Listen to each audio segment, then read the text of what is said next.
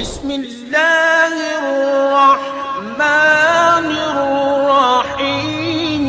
Veş-şemsi ve duhaha.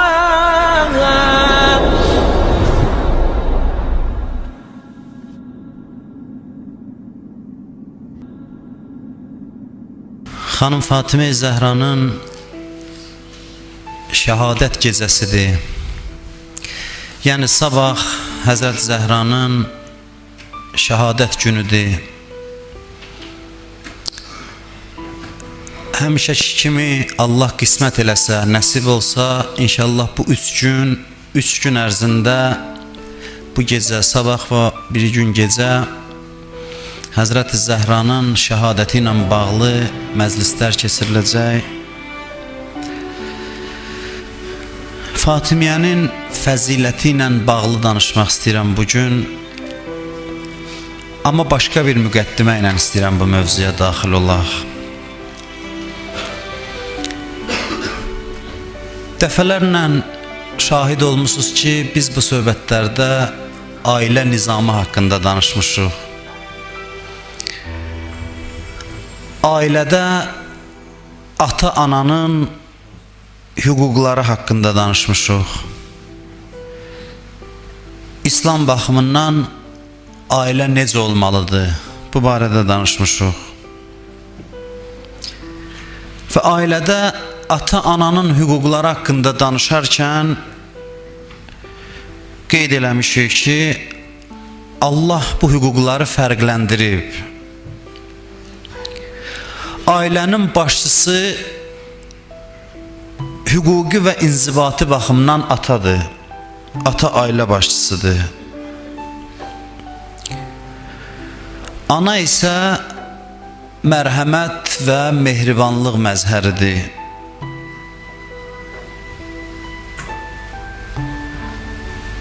Bunu çox demişik ki, ər-arvad münasibətləri haqqında danışarkən demişik ki, bunların özünə məxsus vəzifələri var. Ananın vəzifəsi ataya itayət eləməkdir. Atanın vəzifəsi anaya məhəbbət göstərməkdir. Bu məhəbbətlə qərar verir, göstəriş verir, o da itayət eləyir. Bu ailənin düzənidir. Bəzi ailələrdə analar çalışır ailəyə rəhbərlik eləsin. Bu ailə nizamını pozan bir şeydir. Uşağa da mənfi təsir göstərir.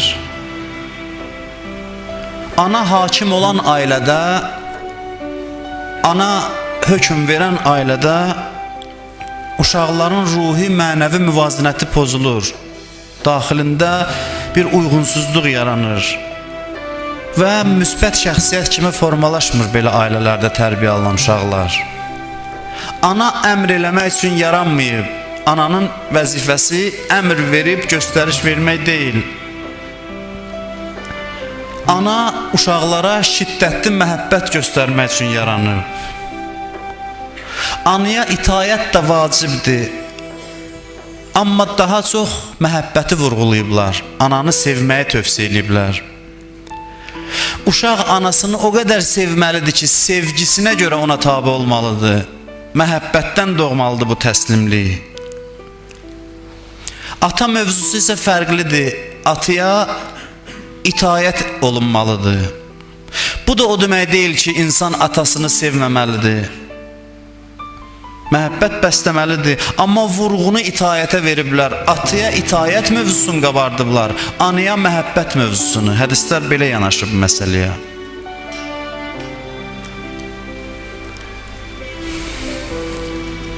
Bu, İslamın ailə barədə tövsiyələridir. Ataya itayəti uşaqlara ana öyrətməlidir. Məhəbbətlə, sevgi ilə uşaqları istiqamətləndirməlidir ki, uşaqlar atanın sözünə baxsın. Ata da övladı anaya məhəbbətə təşviq eləməlidir. Ana uşaqlara təşviq eləməlidir ki, atoza itaət eləyin, özü də əməli nümunə göstərməlidir. Ata da uşaqlara istiqamət verməlidir ki, anavuza məhəbbət göstərin, anavuzu çox sevin, istəyin. Ailə belə olarsa, bu ictimai düzəni də səhmana salar. Və ictimai münasibətlərə çox müsbət təsir qoyar. Ona görə ailə mövzusu çox mühümdür. Həmişə mən deyirəm ki, ailə çox mühümdür. Çünki bütün mənəvi dəyərlər ailədə aşılanır övladlara. Bəzən bugünkü gündə çox eşidirik, qadınla kişinin hüquq bərabərliyindən çox danışırlar. Və qadınla kişinin hüquq bərabərliyindən danışarkən yavaş-yavaş qadınla kişini eyniləşdirirlər. Halbuki kişi və qadının yaradılışında fərqlər var. İkisi də eyni tərzdə yaranmayıb, eyni şəkildə yaranmayıb. Yaradılışlarında müəyyən fərqlər var. Və bu fərqlər onların ifa elədiyi rollara təsir qoyur, onların missiyasına təsir qoyur. Bu mənada deyil ki, kişi üstündür ya qadın üstündür. Xeyr, insanın üstünlüyü fəziləti iləndir. Amma bir sıra cəhətlərdən kişi üstündür, bir sıra cəhətlərdən qadın üstündür. Bunları eyniləşdirmək xəyanətdir, insanlığa qarşı cinayətdir ki, qadınla kişini eyniləşdirəsən. Ədalət eynilik demək deyil. Onların yaradılışında olan fərqlər nəzərə alınmalıdır. Ana məhəbbət məzhəridir və öz məhəbbətindən istifadə edib uşaqları ataya itayətə sövq elətdirir. Hətta deyirlər, qadın arvad ərdən ağıllı olarsa. Yenə də deyirlər ki, övlada göstəriş verməyi özü eləməsin. Ataya başa salsın, onun dilindən eşitsinlər. Əmri göstərişi uşaqlar atadan eşitsinlər. Doğru tərbiyə budur. Övladlar belə bir ailədə tərbiyə görsə ki, qarşılıqlı məhəbbət var, hörmət var. Ata deyirsə, ana deyir baş üstə. Ata da bu qüdrətindən sui-istifadə edib təhqiramiz şəkildə hökm eləmir anaya. Məhəbbətlə sözünü deyir. Əgər bu iki prinsipə riayət olunsa, çox salih insanlar formalaşar cəmiyyətdə. İnzibati baxımdan ailənin rəhbərliyi ataya aid ola, kişilərə aid ola. Ana mənəvi, atifi cəhətdən ailədə rəhbər ola. Və psixoloqlar deyir ki, bu uşağın tərbiyəsində ananın rolunu azaltmır. Əksinə deyirlər, övladın tərbiyəsində ananın rolu atadan daha çoxdur. Hədislərdə var, kimi ilə evlənirsinizsə baxın, çünki uşaqlarınızı o yetişdirəcək. Ana övladı formalaşdıran birinci amildir, birinci şəxsiyyətdir. Atadan daha çox təsiri var ananın övladın taleyində, necəliyində. Atanın əmr və göstərişlərindən daha çox ananın məhəbbəti uşağı formalaşdırır. Ananın uşağına bəslədiyi məhəbbət uşağı formalaşdırır. Bunu mən niyə dedim? Niyə xanım Fatimə Zəhranın şəhadət gecəsində biz ailədən danışırıq? Ona görə ki, İslamın ictimai konsepsiyası da ailə nizamına əsaslanır. İslam ümməti bir ailə hesab eləyir. Və cəmiyyətdə də ata və ana funksiyasını həyata keçirəcək insanlar olmalıdır. Cəmiyyət bir ailədirsə, İslam cəmiyyəti, İslam ümməti, onun atası və anası olmalıdır. Yəni, bu ümmətə ata və ana funksiyasını həyata keçirəcək insanlar lazımdır. Peyğəmbərimiz və imamlarımız bu ümmətin atalarıdır. Ummul Əimmə, yəni imamlar anası, xanım Fatimə Zəhra isə ümmətin anası misalındadır. Bunu mən özümdən çıxartmamışam bu bənzətməni. İstəyirəm fəlsəfəsini başa düşəsiniz ki, necə bu iki tərəf insanı ailədə ata-ana uşağı formalaşdırırsa, cəmiyyətdə də iki dənə hamiyə ehtiyac var. Onun biri kişidir, atadır və biri də ki, qadındır, o da ana. İmamlarımız və Peyğəmbər ümmətin atası misalındadır. Xanım Zəhra isə bu ümmətin anasıdır, ana hökmündədir. Və bunu deyim nəticə olaraq ki, ümmətin mənəvi yetkinliyində xanım Fatimə Zəhranın rolu digərlərindən daha çoxdur. Bunu bəlkə siz indiyəcəm eşitməmişsiniz. Bu barədə heç vaxt danışmamışıq. Millətin, ümmətin, İslam ümmətinin mənəvi yetkinliyində Allah bunları təsadüfən seçməyib 14 məsum. Biri qadın, qalanları kişi, bunları təsadüfən seçməyib. Bunların hamısı hikmət əsasındadır. Ümmətin mənəvi yetkinliyinə çatmasında xanım Fatimə Zəhranın tək rolu digərlərindən az deyil ki, bəlkə bir sıra cəhətlərdən çoxdur. Bir sıra cəhətlərdən. Baxmayaraq ki, onun 18 yaşı olub cəmi. Həzrət Fatimə 18 yaşında dünyasını dəyişib. Amma bizim islahımızda onun təsiri fövqələdədir. İzaha gəlməz dərəcədə fövqəladə təsiri var. Allah xüsusi pay ayırıb xanım Fatimə Zəhraya. Ona görə Əyyam-ı Fatimiyə xüsusi deyilir, qeyd olunsun. Bizim 14 məsumumuz var. İmam Hüseyn ağanın məhərrəmindən sonra ən çox təkid ediblər ki, bu günləri qeyd eləyin. İndi alimlər də deyir. Çox təkid edirlər ki, Əyyamı qeyd eləyin.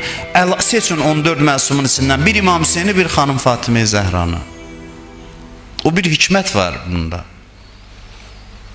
Digər məsumlara bu qeyd olunmur. Bir gün şəhadət günü qeyd olunur. Amma bu artıq ayinə çevrilir yavaş-yavaş Əyyam-ı Fatimiyə.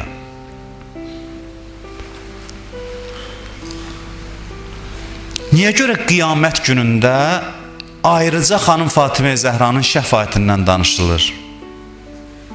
Qiyamətdən danışanda, şəfaət mövzusu ortaya gələndə ayrıca xanım Fatimə Zəhradan danışılır. Çünki dünya, qiyamət buranın güzgüsüdür. Dünyada daha çox təsir qoyub bizim hidayətimizə xanım Zəhranın məhəbbəti deyə o dünyada da, axirətdə də bu belə təcəssüm olunur ki, xanım Zəhra bütün məhşərə şəfaət eləyir. Çünki bu dünyada bəzən özümüz də bilmədən Həzrət Zəhranın nəzəri, məhəbbəti bizə daha çox təsir qoyub bizim islah olunmağımızda. Özümüz də görürük bunu. Heç mən deməsəm də, bunu mənə çox adam da deyib ki, nəsə xanım Zəhranın ürəyimizdə xüsusi yeri var. Bunu mən də deyə bilərəm, siz də deyə bilərsiniz. Bilmirəm necə izah eləyim, yəqin izaha gələn bir şey deyil. Hər biriniz də yəqin bu halı keçirdirsiniz. Onun adında nəsə var ki, heç kəsdə o şey yoxdur. Digərlərində yoxdur. Hamısının hörməti, ehtiramı öz yerində. Mən bunları müqayisə eləmək istəmirəm dərəcə baxımından. Bizə təsirləri baxımından deyirəm. Həzrət Fatimənin təsiri özünə məxsus təsirdir. Onun adının təsiri başqadır. Onun müsibətinin təsiri başqadır bizlərdə. Fərqlidir. Nəsə fərqlilik var xanım Fatimə Zəhrada. O bizim üçün bir məhəbbət ağuşudur. Onun vücudunda biz ilahi rəhməti görürük, ana məhəbbətini görürük özümüzə. Necə Peyğəmbər buyurub atıya itayət, anaya məhəbbət? Təbii ki, atıya itayət mənası budur, atanı sevməyək. Atanı sevək, amma vurğu itayətədir. Anaya məhəbbət mənası deyil, anaya itayət eləmək, amma vurğu məhəbbətədir. Məhəbbətə vurğu eləyir, məhəbbəti xüsusi vurğulayır. Necə ananın məhəbbət timsalı kimi təyin eləyir, xanım Zəhraya da ona görə məhəbbət xüsusidir, fərqlidir. İmamlara və peyğəmbərlərə olan məhəbbətlərdən fərqlidir. Onun 18 yaşı var idi, amma necə təsir qoyur bizim qəlblərimizə. Özümüzdən asılı deyil bu məhəbbət. Özümüzdən asılı olmayan bir şeydir. Necə ailədə adamın özündən asılı deyil bu məhəbbət, anaya olan məhəbbət. Allah bizim quruluşumuzu belə yaradıb ki, bizim içimizdə xanım Fatimə Zəhraya qeyri-şuuri bir məhəbbət var, qeyri-iradi bir məhəbbət var.